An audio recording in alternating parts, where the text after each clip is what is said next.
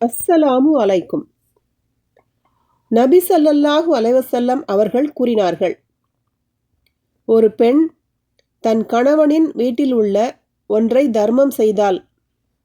மற்றோர் அறிவிப்பில் இடம்பெற்றுள்ளதாவது, ஒரு பெண் தன் கணவனின் வீட்டில் உள்ள உணவை வீணாக்காமல் தர்மம் செய்தால் அதற்கான நற்பலன் அவளுக்கு கிடைக்கும்.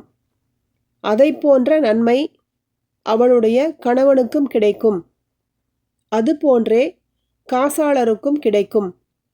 அவள் செலவழித்ததற்காகவும் அவன் சம்பாதித்ததற்காகவும் அந்த தர்மத்தின் நன்மையை பெறுகின்றனர். இதை ஆயிஷா ரலியல்லாஹு அன்ஹா அவர்கள் அறிவிக்கிறார்கள். இந்த ஹதீஸ் மொத்தம் 3 அறிவிப்பாளர் தொடர்களில் வந்துள்ளது.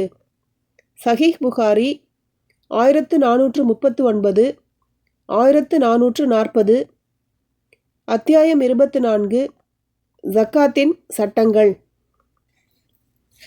அல்லாஹ்வின் தூதர் ஸல்லல்லாஹு அலைஹி வஸல்லம் அவர்கள் கூறினார்கள், ஒரு பெண் தன் கணவனின் வீட்டில் உள்ள உணவை வீணாக்காமல் தர்மம் செய்தால் அதன் நன்மை அவளுக்கு கிடைக்கும்.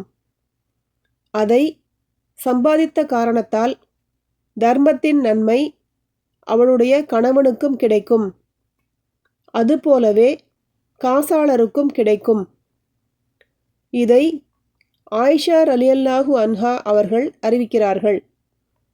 சஹீஹ் புகாரி 1441, அத்தியாயம் 24, ஜக்காத்தின் சட்டங்கள்.